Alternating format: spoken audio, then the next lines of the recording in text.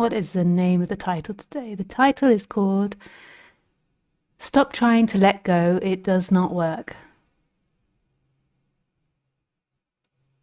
Yeah. Stop trying to let go, it does not work. I mean, what does that even mean? To let go.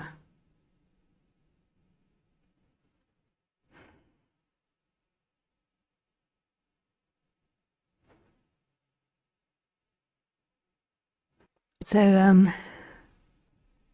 let's start with non-duality. These titles sometimes are a little bit tricky because, to be honest, what I do is I just take titles from other YouTube videos and then just change them a bit because I can't make up titles anymore. I've done this for like 12, 13 years and YouTube is getting so incredibly difficult with its requirements, and so this is like an easy way to do it. But I just change it a little bit. Sometimes I make up my own if something comes, but often I'm plagiarizing the title, but not completely because you're not allowed to completely. So yeah, so sometimes it's hard with the titles because stop trying to let go, it does not work. So sometimes doesn't necessarily spark anything about non-duality. So what I'll do is I'll just start with non-duality and then I know it will begin to seep into that subject. But you might notice sometimes if you regularly listen that sometimes I just completely forget about the title and just go off on one, and then by the end I haven't really done the title. That is accidental, but yeah, I try.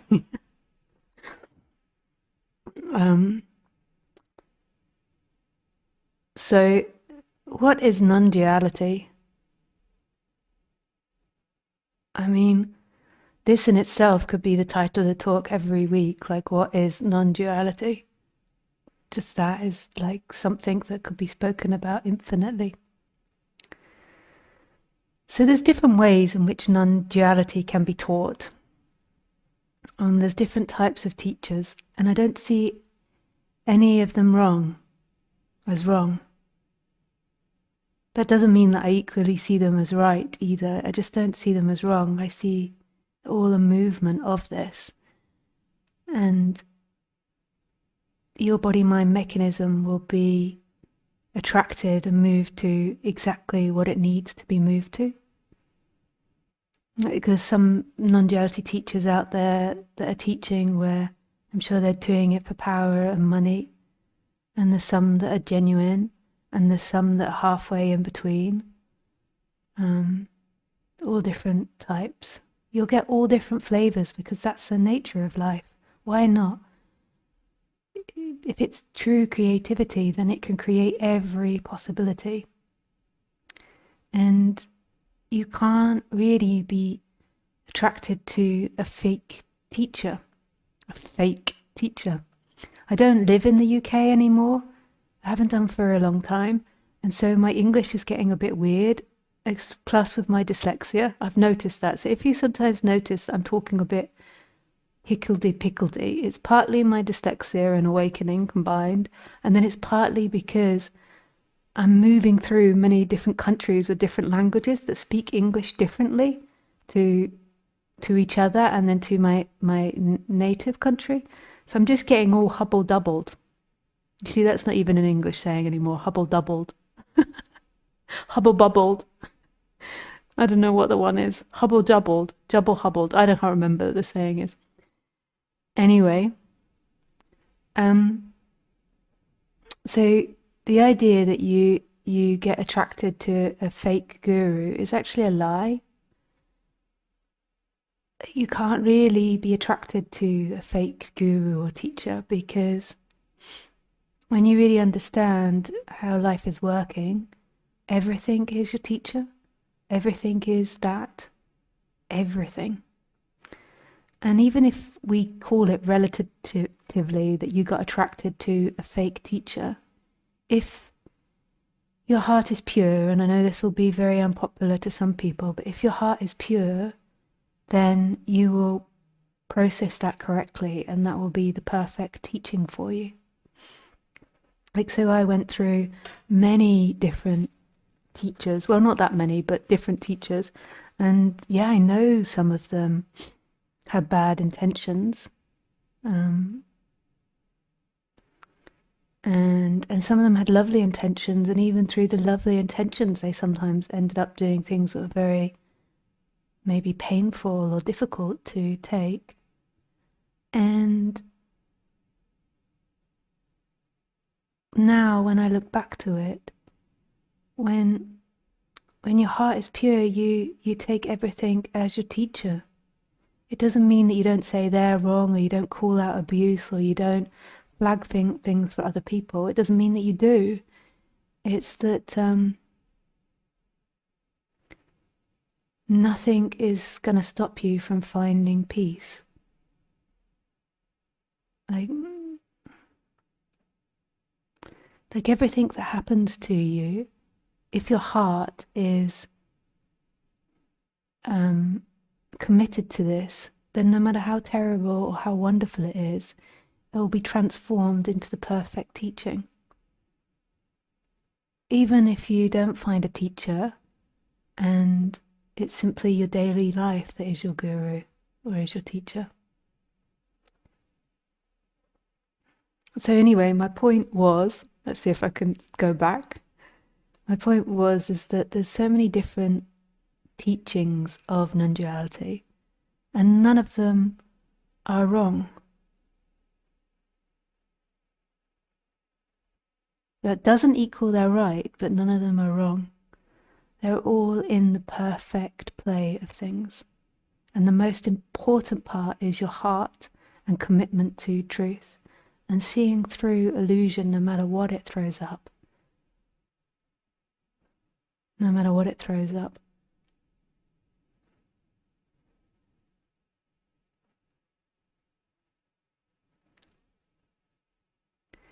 And so what is non-duality? Well, generally, all these different teachings will point back to the same thing, that non-duality is, as the title says, not two, not dual. So in our day-to-day life, we take our life to be dual, to be dualistic. We believe that there is somebody inside these bodies experiencing a separate world out there. That there is somebody here experiencing an out there. That there is a subject here and an object out there. And then from that assumption, which everybody else is assuming in society, which in one way you could say is you, but not you as your character. Although in some ways you could even say it's your character. But because everybody that you see out there is a reflection of what your character believes. So yeah, it's a complex subject. But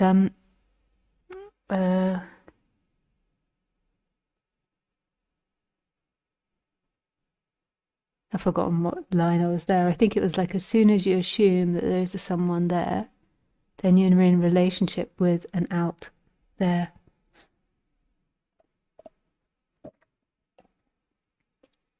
And ultimately, there is no inner or outer. So non-dual. There is no inside or outside world. And what is so beautiful about non-duality is it's not asking you to have faith, although faith most probably does happen for a period for many people.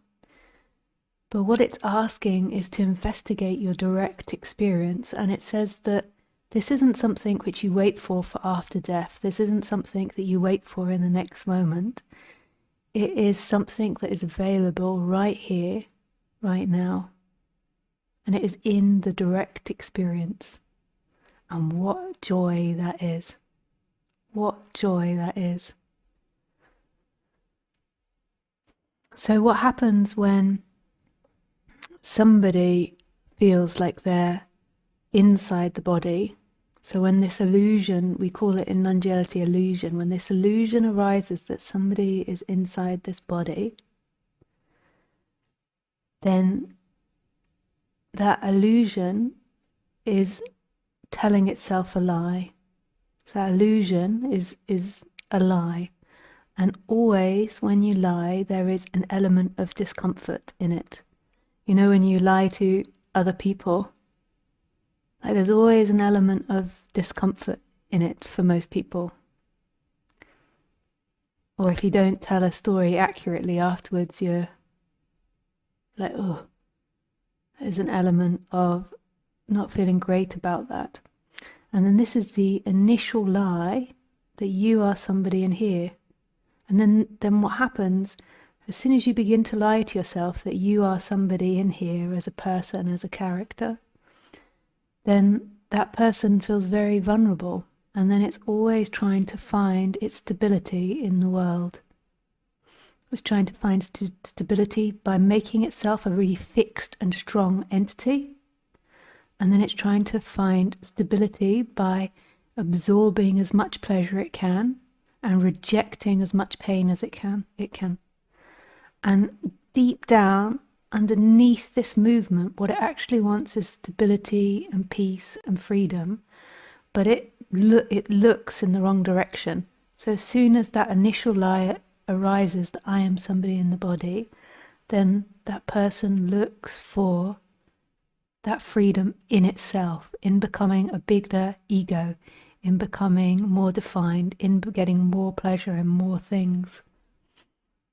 So if you think of a young child, if you've had kids, like you might notice this, that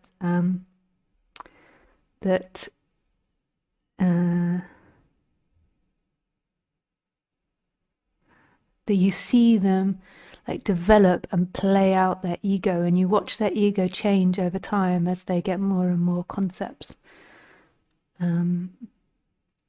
So in the beginning, their ego is very clumsy and they try all different things. They try how to manipulate, they try how to be liked, they try to be how to be dominant, submissive, all these different roles they try to play and put on.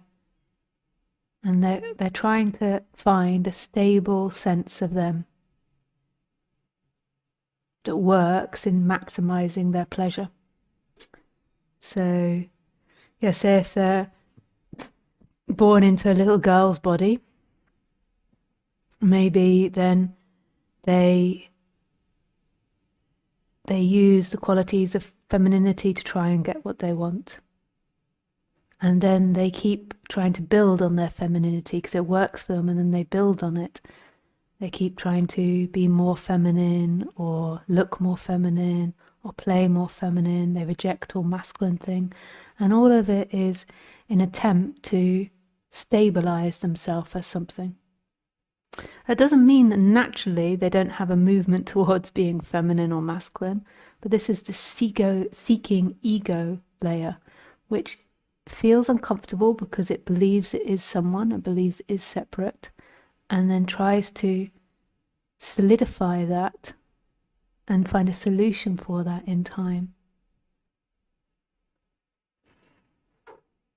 So all different games that we'll play to create an identity. And the identity will also be shaped by the world in which it's interacting with. So the way the parents are, friends are, society is. So it's like it will be shaped by the internal feelings and the external world. But eventually this is seen as one and the same thing. Because as a character now, so if you take the character, like or the body-mind mechanism, do you ever see out of the body-mind mechanism?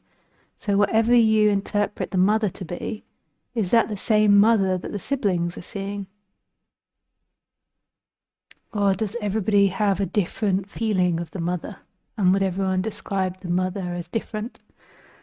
There can be generic patterns that could be described, but I'm sure everyone of the siblings would have a different feeling and a different relationship to the mother, because you cannot really see outside of yourself.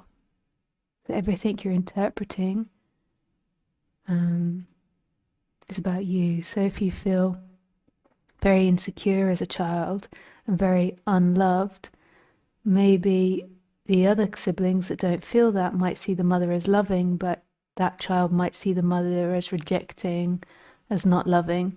And then it's like it might play off each other, because then the child might be very reactive to the mother, and then the mother might naturally go to the other children because the other children are easier. She might try not to do that. She might try to be fair, but it's like a hostility begins between the two. It's so fascinating, eh?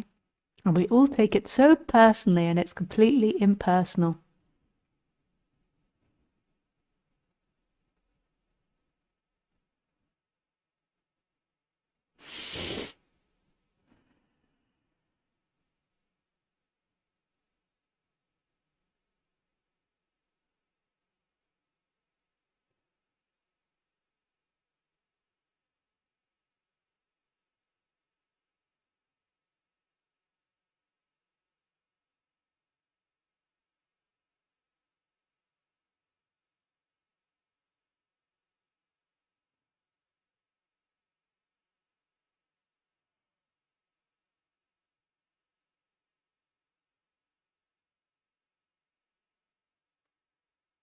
So non-duality is this creation of an illusory character and feeling separate from what you are as truth. And non-duality is the teaching, the remembering of what you are as truth. And there's different ways it can be taught. Some teachers are very intellectual and teach it very mentally, and that's not bad. Like Ramana Maharshi says, you use a thorn to remove a thorn. Sometimes these very high intellect teachers can really penetrate the thought processes of the mind, and that's really needed sometimes. Some teachers are very heart-based, and there's more of an energetic resonance with them. Some teachers are more meditative based, so they teach more meditation and stillness and silence.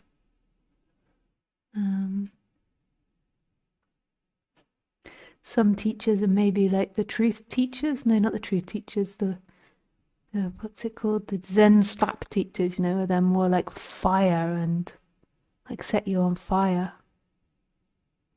Some teachers teach through something called darshan, where it's about a look or energy. There's all these different ways of teaching non-duality. In our society, because we have this illusory separation, we have this like very mental outlook on life, and we see things as very logical, and if they're not logical, then we reject it. So in India, darshan is considered very normal, and if somebody's awoken, it's very clear that the idea for a lot of Indian people is that you try to get close to that person because there's an energetic resonance, there's an energetic field that can be felt. They even believe it about dead rishis or sages. There's an area where in India where sages go to die and people go to meditate there because it's meant to be phenomenal energy. And they got the Ganga, they got all these different ideas about energy. And we come from this Western mind, which is kind of breaking out of Christianity. And even in Christianity, it saw these things as like hocus pocus, as maybe something that foreign invades, which you can really understand why Christianity did that. It went on the witch hunt, killing all the women that were most probably like alternative healers in our society. And it took out the pagans. So anything that was too out of control, too unexplainable, it kind of annihilated from its religion. I mean, there's lots of unexplainable things in it as well, but a lot of this magical kind of stuff disappeared. And then with science, we kind of have a very strong tendency of disbelief. But like, just try and think about it logically, which is kind of funny because that's what I'm accusing the Westerns of being, is too logical. But if you look at scientific research, like, life is very unexplainable. So we got something at the moment in science called, I think it's called quantum entanglement. And this is such a mad idea. So if two atoms interact, they forever affect each other. And it's something like, if this one, which is trillions of miles away and the other side of the universe moves to the right, then this one will something like move to the left. So every time this one moves, and every time this one moves, this one moves. That is insane. Like, that is insane. What does that mean about our cause and effect and logic and explainable phenomena? That really blows it out of the pond's water. No, what's that saying? Blows the water out of the pond? I've forgotten the saying. Maybe I just make them all up. You have such a diverse audience, they'd just be like, oh, that's English slang. The duck out of the pond water. That blows the duck out of the pond water. There we go. So there's so many unexplainable things that are happening all the time. And in the West, we have such a disbelief about these things that in India is taken as a given. It's taken as the way it is. Of course, in India, people have different energies, but we know this. If you're in the field as somebody that is angry, unless you're a very, very strong meditator, then more than likely it's going to infect you if you're in the field as someone very angry for a long time. If you go to a concert and everyone's really excitable, like, they even know this, they teach it to people that are performing. It spreads. So if you can get some of the audience excitable, then you can spread it around the whole audience. So we know these things are possible, but then we don't believe in it. And as a society, we're like, all that hocus pocus stuff in India, that is simple-mindedness. Yeah, right. Which are the ones that are simple-minded?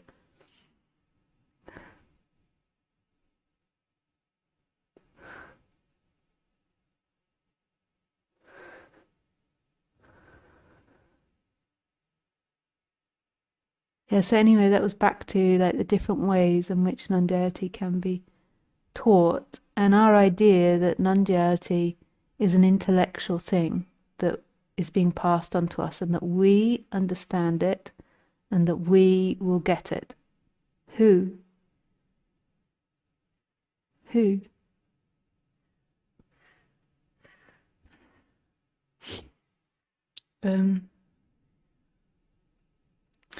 Okay, so now we'll try and address this idea of letting go. So let me just check the title again. Stop trying to let go, it does not work. So then if we go to the idea of letting go. So this idea is a really funky idea, because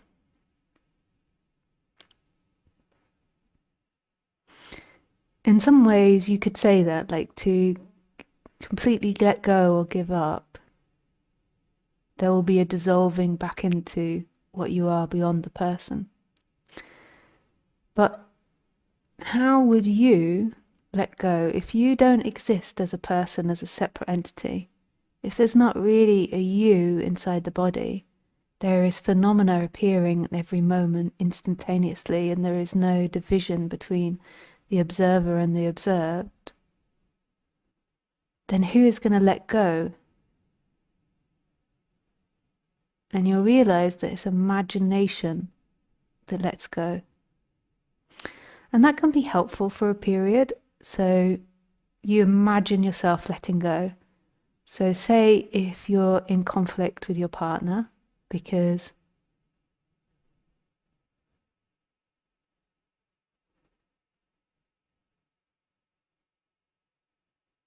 they eat all the food and don't replace it or something. They eat all the food. They don't do the washing up. Like, so say you're in conflict with your partner because they don't do the washing up. And you'd like them to do the washing up. And they feel like, no, I do more jobs than you. I earn more money than you. You should do the washing up or something like this. So there is conflict. And your mind gets so furious about it. Like, who do they think they are? That's slavery, male privilege. They earn more money because they've had so much more privilege than we have. So why should I have to do the washing up when I work as much as them and I do so many things that they don't see? You can imagine how it goes, all these ideas. I feel my partner beginning to sweat because he's like, everyone's going to think she's talking about me. I'm really not. We have a dishwasher. Anyway, so,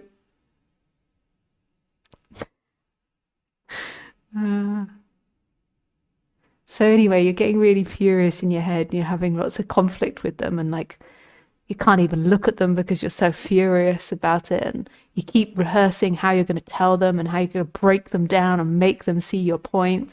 And then every so often you try, but it's just like, you have to keep storming out of the room. And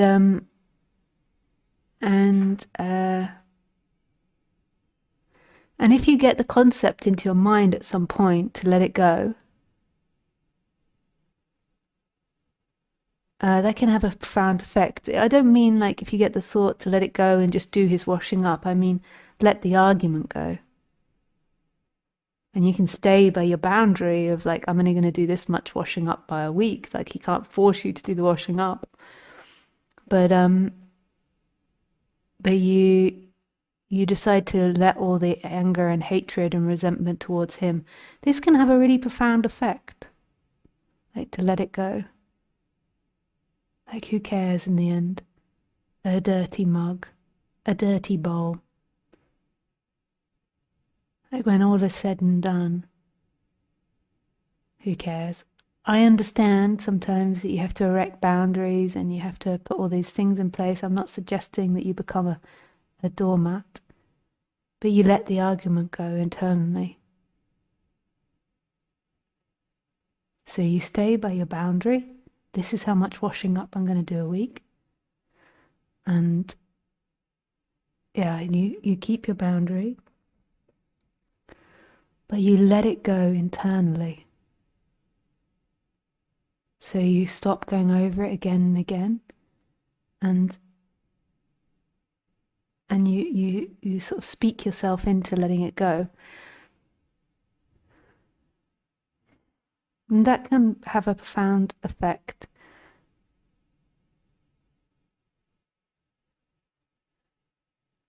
You most probably need to be quite advanced for that to happen, actually.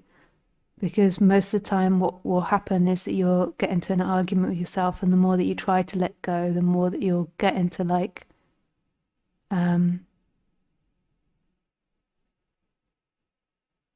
what's that mud called?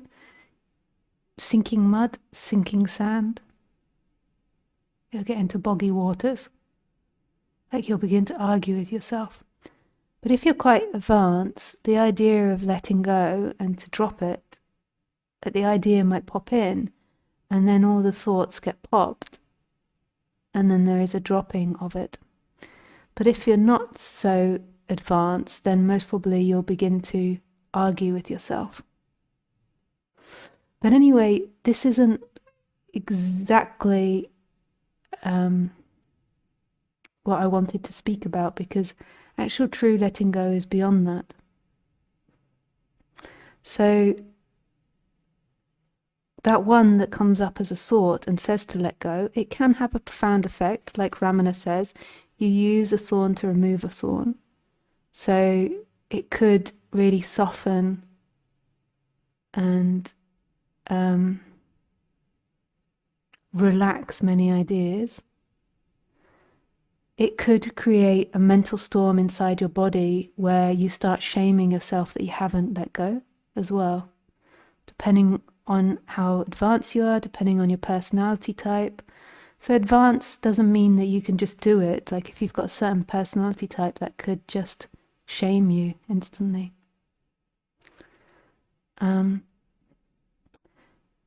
But all of those are in the mind. All of those are in the person. So when you come up with the thing and you say to yourself, okay, let's just let this argument go. Who is it that's letting go? Who is that thought that's letting go? And who is that one speaking to? So, okay, I'm going to let it go. The actual moment of freedom comes not from this conversation. It comes when there is a dropping of all of that mental chaos, and then there is a sinking back into what is. But that's not actually an action from someone. It's that what's happened is that the story on the screen has become like less chaotic. So rather than it being like a techno party, it's become like white light. And then there's been a dissolving into the obviousness of what you are as the screen, if we talk about you as the screen in this analogy. So there's this dissolving back into what you are.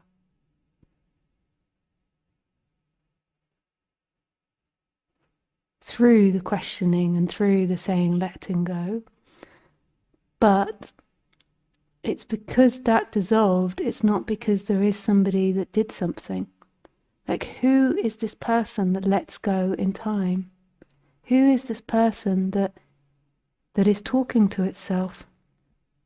That is what the mind is always believing itself to be.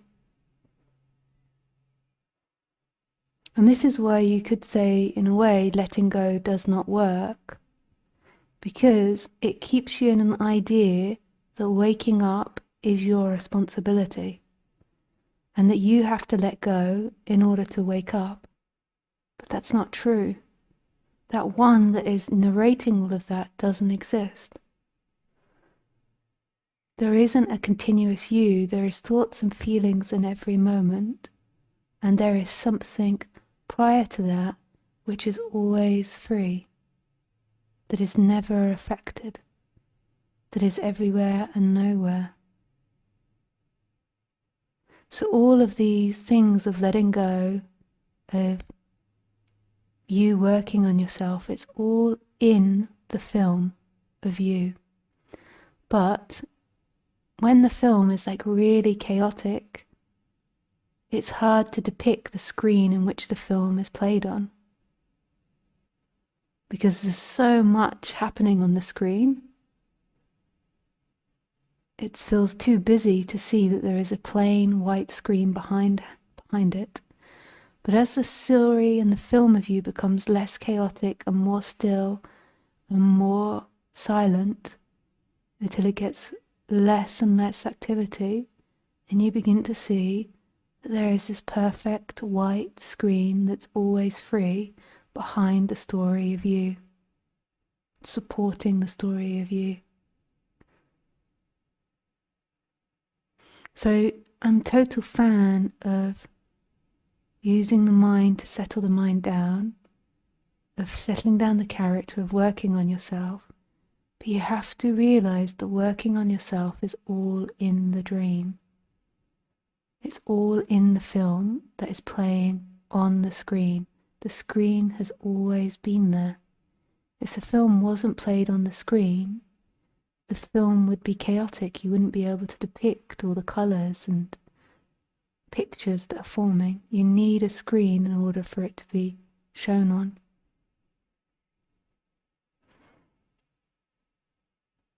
So where is the screen now? So letting go can be a practice to settle you down, but it doesn't work as a tool for you to get to freedom, because who is this you and what freedom are you getting to? Notice that something knows the one that wants to let go or not let go. Notice that. Who is that? Stand with that. So move the attention out of the film, out of what you get, out of the chaos, out of the annoyance, and back into the watching, and explore attention, explore consciousness. The consciousness is the portal to the big consciousness. The personal consciousness is the portal to the big consciousness. So explore that. Yes, settle down the person, but then recognize that prior to the film, there is always the screen of big consciousness, which the film is being played on, and the big consciousness is still, not in movement, and it's actually all of the film. But this analogy doesn't really work with that. It's also everything. Everything. Everything.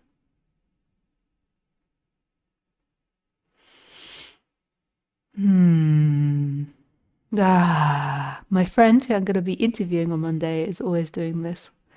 His name is Siddhartha. He always recommends people to do this. Yeah.